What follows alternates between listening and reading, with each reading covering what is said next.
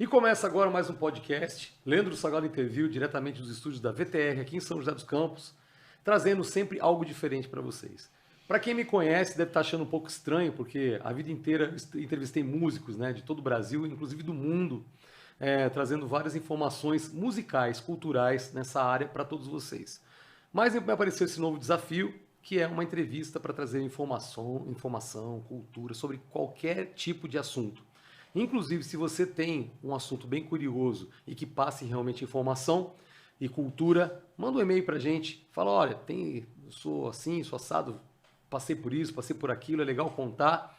Pode vir, não precisa ser músico, pode vir estar com a gente aqui que eu vou te receber com o maior prazer, tá bom? Esse podcast vai ao ar toda quinta-feira às 15 horas e toda semana vai ao ar ao vivo, onde você pode estar entrando e mandando ali um alô para a galera, fazendo perguntas, como está acontecendo aqui agora. Se você está vendo agora, nesse exato momento, nós estamos ao vivo, ok?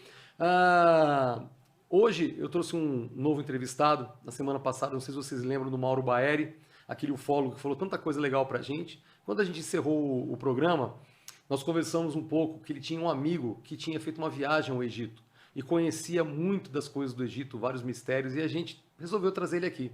O meu amigo Valdeci Braulio, que foi para o Egito e está aqui com a gente hoje, vai contar muita coisa legal. Eu, praticamente, viu, Braulio? Eu sou maluco pelo Egito, eu adoro saber os mistérios de lá. Você sabe que eu também sou maluco pelo Egito, eu não posso negar. Os meus alunos dizem assim, não, cadê o professor? Mas qual? Não, o professor do Egito. Ah, então todo mundo já sabe, não, é o Valdeci Braulio, com certeza. Olha, eu garanto a você que vai ser uma viagem muito legal, hein? Eu vou levar todos você e os nossos convidados, e o Mauro Baeri também, a um grande passeio pelas terras do Nilo, isso eu garanto. Seja muito bem-vindo. Mauro, obrigado por ter vindo de novo aqui, cara. Você é o cara, mano. Esse cara aqui sabe tudo de ET, hein? Ô, Leandro, obrigado mais uma vez aí pela oportunidade, é uma honra estar aqui, né? Eu indiquei o Braulio porque é um cara sensacional, um cara muito bacana, é meu amigo, meu colega do grupo ufológico já há vários anos, inclusive ele é um dos entrevistados, vou fazer novamente o meu merchandising da licença, claro, do meu livro aqui, né? Por quê? Porque a gente conseguiu unir em conversas os dois assuntos, os mistérios do Egito e alguma coisa de ufologia, né? Então, ele está no meu livro, é um dos meus entrevistados e nada mais justo do que indicar para novos amigos como você com o seu programa, que já é um sucesso. E fica aqui, pessoal, você que perdeu o programa passado, Mauro Baeri, entra nas redes sociais dele aí, Mauro Baeri, Mauro Baeri, né? Mauro Baeri. E aí você pode pedir o livro para ele vai te enviar, seja para onde for, com certeza, e é um livro muito interessante. Comecei a ler vários relatos muito interessantes e importantes, acho que para todo mundo saber, certo?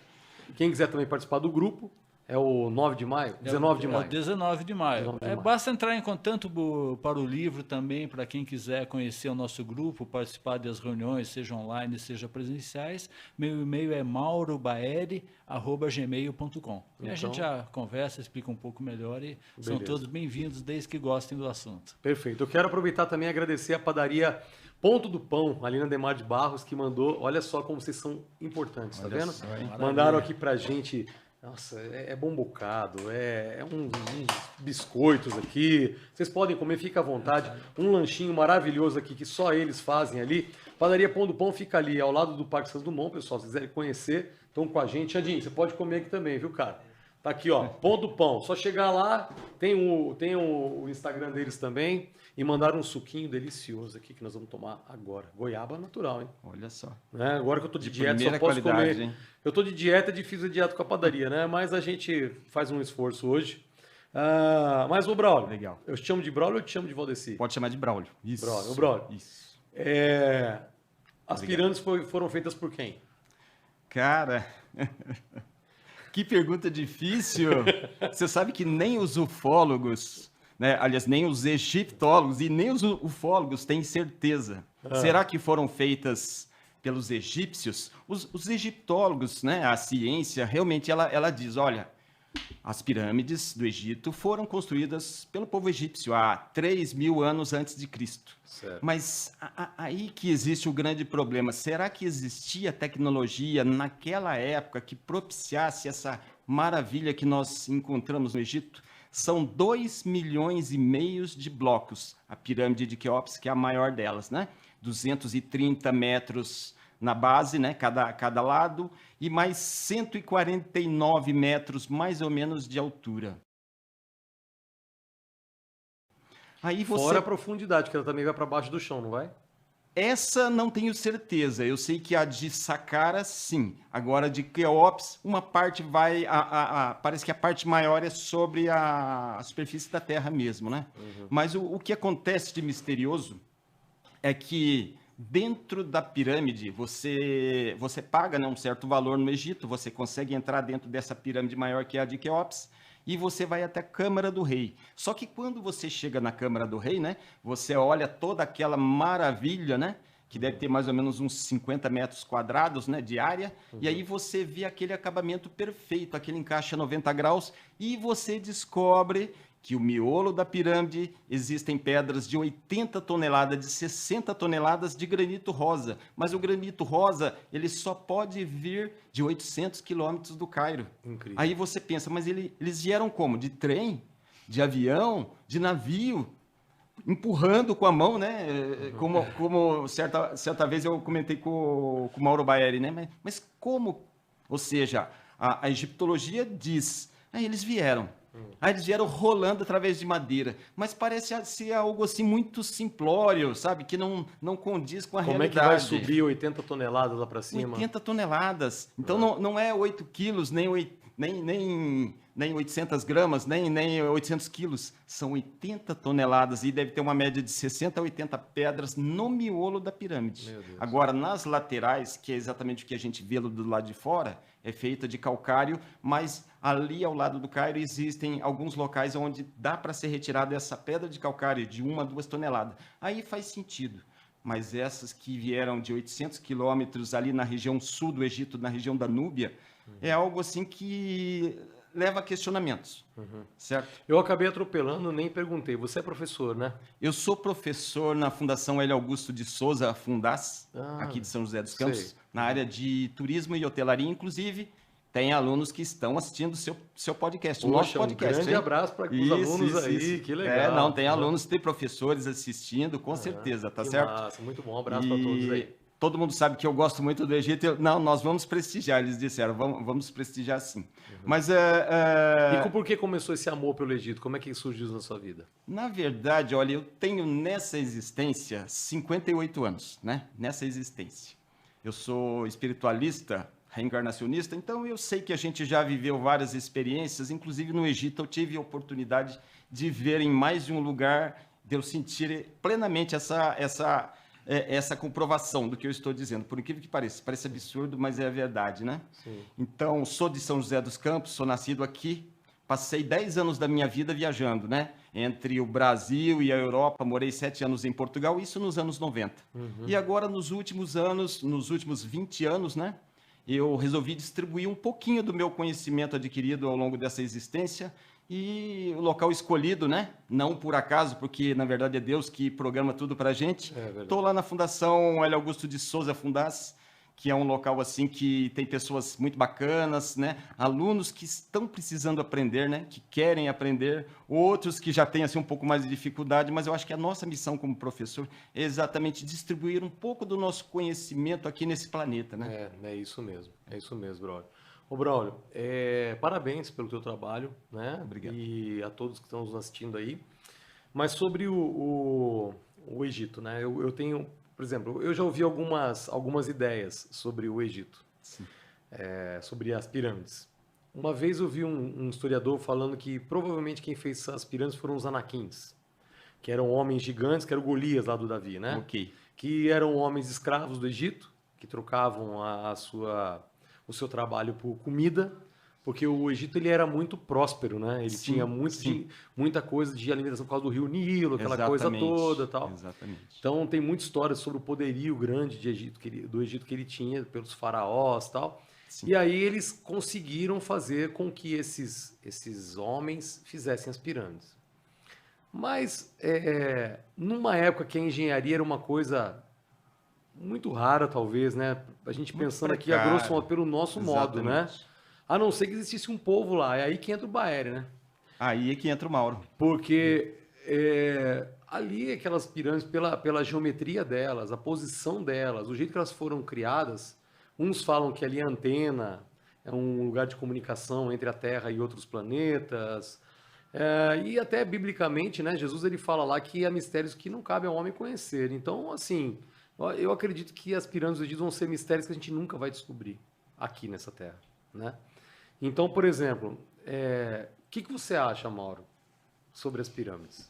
A primeira coisa que chama atenção é a forma piramidal, ela é comum em várias civilizações antigas. Então você vai ver, lógico, com algumas diferenças, mas tem pirâmides no Egito, no México, né? Outros países aqui da América Central, Guatemala, ou seja, várias civilizações fizeram pirâmide. Por quê? São civilizações que não se comunicavam. Por que da forma piramidal? Hoje em dia já se estuda, né, poder da forma piramidal, como acumulador de energia, alguns trabalhos de cura. São algumas coisas experimentais, talvez sem uma comprovação do nosso ponto de vista científico, mas caminha-se para isso. Então, essa é a primeira coisa, chamar a atenção, né? Outra coisa, cálculo de idade, né? Pirâmides e outras construções, como por exemplo a Esfinge, já existem provas de que elas são mais antigas do que a nossa história, os egiptólogos falam. Então eu tenho uma, não é que seja a minha teoria, mas eu abraço, digamos, a teoria que eu já li, que elas foram construídas por uma civilização ainda mais antiga do que a civilização dos faraós. Sim. Né? Eles teriam provavelmente se desenvolvido ali naquela região, né, a civilização dos egípcios da época dos faraós e, né, de certa forma, digamos, se ambientado ali. E talvez até, né, algum faraó atribuído a ele a construção de uma coisa que ele não fez. Né? Por exemplo, o Braulio vai poder falar um pouco melhor, tem sinais não é corrosão, aquela outra palavra, quando é feito erosão, né? De erosão, perdão, me fugiu a palavra, de erosão na Esfinge, que teria sido causada por água, por chuvas torrenciais. Ou seja, e a época que teria chovido dessa forma, seria uma época que calcula-se, digamos, 7.000 anos antes de Cristo. Nossa. Ou seja, então, eu tenho certeza, essa história vai ter que ser reescrita. Né? Dá para afirmar, as pirâmides foram construídas por extraterrestres? Não, seria uma afirmação, eu diria, muito ousada. Agora, eu diria que elas foram construídas por uma civilização mais antiga do que a dos egípcios, da época dos faraós, e que detinha uma tecnologia provavelmente desconhecida até hoje. E aí eles ficam tentando arrumar essas histórias aí, né? Era fácil, pega uma pedra, não precisa ser uma de 80 toneladas, pega uma, por exemplo, de 20 toneladas e tenta fazer o transporte, né, de esses mais de 800 quilômetros lá, que é da região de Assuã, é esse o nome? Assuã até o Cairo. De Assuã até o Cairo. Tenta fazer de uma só, usando os recursos que eles tinham na época, rolete de madeira, barco, coloca em cima do barco, navega pelo Nilo, né, e depois só para completar. A hora que você começa a subir a pirâmide, você tem as rampas, né? Esses desenhos que a gente vê do que teriam sido a forma de construção. Você tem as rampas. Só que conforme ela vai subindo, se você mantiver a rampa no mesmo lugar, você vai ter que aumentar muito o ângulo da rampa. E aí fica mais difícil empurrar. Então você tem que fazer a rampa ficar cada vez mais distante. Chega um ponto que você vai ter que começar uma rampa 1 quilômetro de distância da pirâmide ou mais, para o ângulo não ficar muito íngreme, né? Senão você não consegue. Ou seja, na prática é impossível. Tanto é que ninguém fez até hoje o transporte de uma pedra dessa forma para provar essa teoria. E você, Braulio? Então, as pirâmides é apenas um exemplo desse aspecto assim ufológico, vamos dizer, de certa maneira, que a gente encontra no Egito. Mas existem outros locais que eu tive a oportunidade de conhecer também, que você olha e você diz, mas o que está acontecendo aqui? O que aconteceu aqui que a ciência convencional, a história registra de uma certa maneira, mas quando você vai e observa, você fala, puxa vida, mas será que realmente a história foi escrita da maneira verídica? Será que eles tiveram a informação concreta? Mas eu não vou dizer nem que a culpa é da ciência, nem dos historiadores, né, os egiptólogos, porque eles conseguem ir até certo limite, né? Assim como disse o Mauro, eu acredito também que houve uma intervenção, né, extraterrena em termos de conhecimento. Por exemplo, Osíris, né? Osíris, que é o grande deus egípcio, né? Sim. Ele é relatado como tendo a pele verde, certo? E é relatado que Osíris veio da constelação de Órion, que é exatamente aquela constelação chamada Três Maria. E quando você vai até ao Egito, até o Cairo, até o complexo de Giza, né, onde ficam as pirâmides, você vê exatamente aquela distribuição que lembra muito a constelação de Órion. Alguém vai dizer, mas isso é obra do acaso. Só que daí, quando você vai fazer outras pesquisas, você descobre que os lados das pirâmides estão alinhadas com os polos magnéticos do planeta. Aí você vai dizer, não, mas é obra do acaso também, certo? Então, na verdade, não. Até que ponto é o acaso? Será que seria, assim, falta de humildade da nossa parte terrena admitir a intervenção externa? Mas Jesus mesmo disse, né? Muitas são as moradas na casa de meu Pai. Muitas são as moradas. Mas o que será que ele estava querendo dizer? É verdade. Certo? Então, isso ele já deixou para todo mundo pensar, né? E além do que, tem outros relatos, por exemplo, talvez o Mauro até tenha dito na primeira participação, Ezequiel e a carruagem de Ezequiel, que é muito famosa, que relata a presença de um UFO, né? A ida a Elias, né? A ascensão de Elias. Uma carruagem de fogo. Elias, o jeito que eles sabiam certo? falar, né, na época. Enoque, né, que é um livro citado exatamente na igreja cópita da Etiópia, né?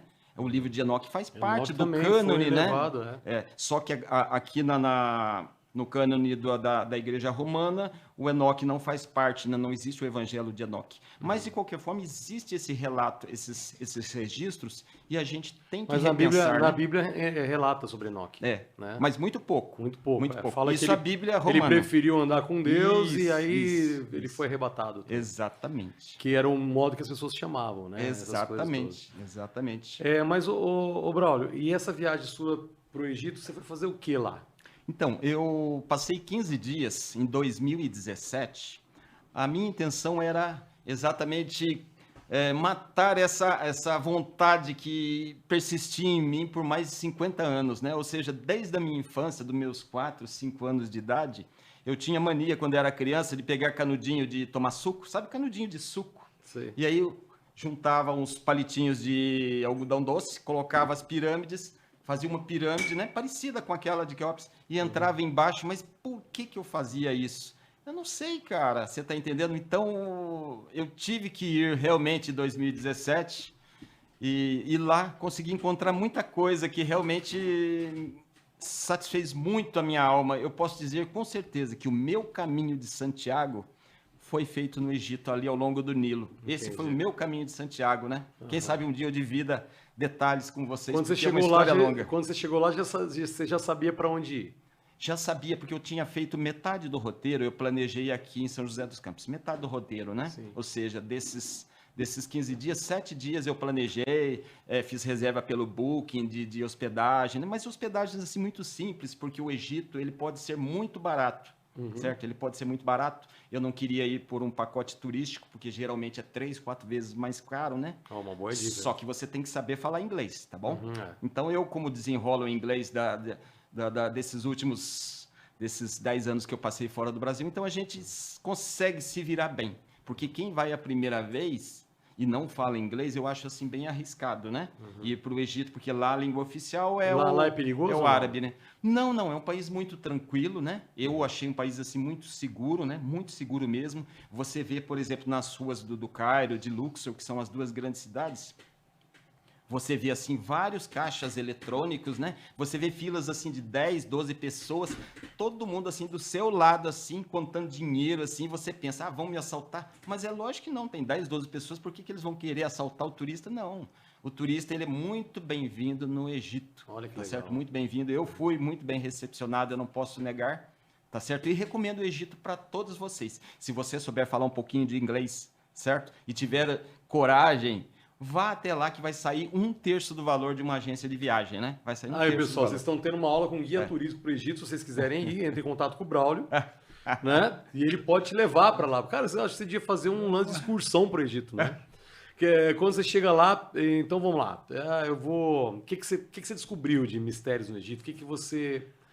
As experiências que te Legal, marcaram lá legal, realmente. legal. Olha, logo de cara eu fiquei muito surpreso. Né? Ah. Eu sempre imaginei, puxa vida, eu queria saber qual era a cara do povo egípcio, né? A fisionomia. Aí quando eu chego no Cairo, o primeiro dia, eu falei, não é possível, cara, somos nós, é o Brasil. É o Brasil, o sorriso do brasileiro, a cor da pele do brasileiro. Isso na região do Cairo, né? Somos como se fossem os paulistas e os mineiros. Aí quando você vai para o sul, que é a região da Núbia, que faz fronteira com o Sudão, aí você vê o povo muito parecido com o baiano, o carioca, aquela tonalidade mais escura, um povo muito simpático, né? Então eu falei, puxa vida, nós brasileiros é que somos os egípcios, né? Não os egípcios são os brasileiros, mas nós somos essa farofa maravilhosa, cultural, genética. Interessante. Isso é o Brasil, né? Aham. Que é, segundo o Chico Xavier, é a terra do futuro, né? É a terra do futuro. Pois é, eu tava ouvindo uma coisa, até você falou um negócio interessante agora. Tem um amigo meu, e ele é muito estudioso da Bíblia, sabe? Estuda Legal. muito mesmo. Ele falou assim, Leandro, eu tava vendo, cara, que o Brasil, o significado do Brasil qual é a língua que eles falam lá na Arábia? Em árabe? Árabe. Acho que é árabe mesmo que ele falou, significa ferro. O Brasil significa ferro.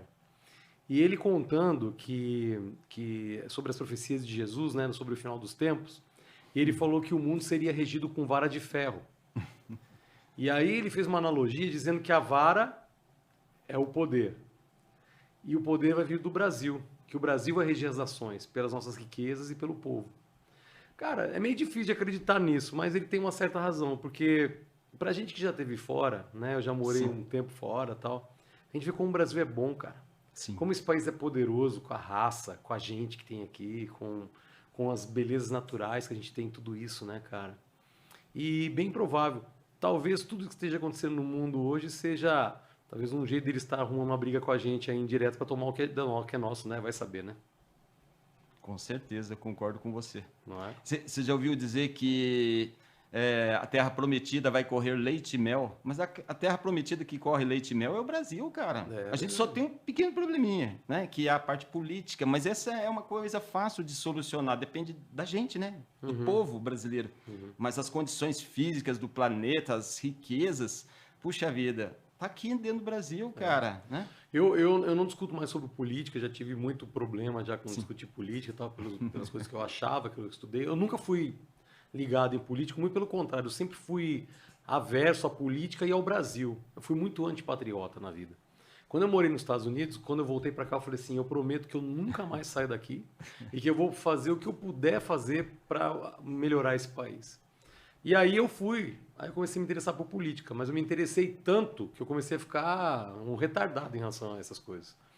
Eu virei um militante, eu comecei a ficar maluco, tal, não sei o quê, e aí eu vi que eu estava perdendo muito e, na verdade, às vezes as pessoas nem lembram que a gente existe, né? E eu acho que a política hoje, só que eu falo, a política é um problema crônico no mundo. Eu tenho um amigo meu que ele é monarquista, ele fala, cara, precisava ter um golpe militar para poder ter um novo plebiscito para a monarquia entrar e não ter mais república. Eu falei, cara, eu acho que isso é uma utopia tão grande hoje em dia que isso jamais vai acontecer. Mas que seria bom, seria, né? Porque hoje o que aconteceu, o que virou.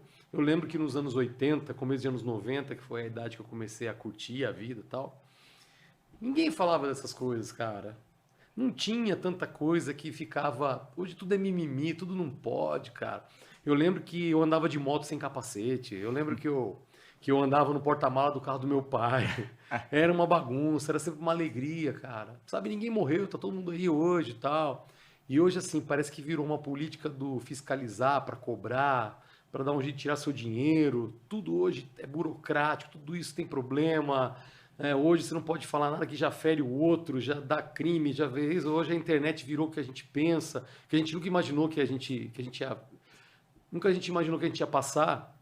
Hoje qualquer pensamento escrito ali na internet pode te gerar um problema criminal, né? Tanta coisa acontece no país hoje que é muito complicado. Então, realmente eu não creio na política, mas como a política é necessária e Jesus já nas suas profecias falava sobre o que ia acontecer no mundo, um só governo, uma só moeda, enfim, tudo aquilo, então é o que a gente está vendo hoje. Então a política não vai acabar no mundo, não. Tudo é política. Certo, Mauro? Certo. Você está querendo falar. Não, tá pensando aí, concordando com vocês, a política ela não acaba, o que ela tem que fazer é ter uma melhoria. Essa melhoria vai vir, conforme o Braulio falou, concordo 100%, do povo, né? Até uma vez já brinquei falando sobre o político amigo, eu falei, olha, os políticos nossos ou de outros países, eles não vêm de fora, não são extraterrestres, eles saem do povo. Então não adianta a gente falar, o político, o governador, o prefeito, é isso, aquilo. Não, eles são o que é o povo. Então, né, eles vêm de dentro do povo. O que acontece é que, chegando lá, tem o poder, tem a oportunidade, quem não tem bom caráter, quem está afim só de ver o próprio lado, ele tem ali uma... Né, tudo fácil na mão, né? Esse é o problema. É verdade. Mas eu queria só voltar para o assunto, eu estava com um negócio na cabeça aqui pensando, queria que o Braulio explicasse um pouco, falasse um pouco disso. Por quê? Essa questão juntando aí os dois assuntos, né? Egito e extraterrestre, ufologia, a gente vai ver a questão dos crânios alongados. Sim. E aí tem Faraó, né, nas ilustrações que mostra crânio alongado, e nós vamos ter os crânios alongados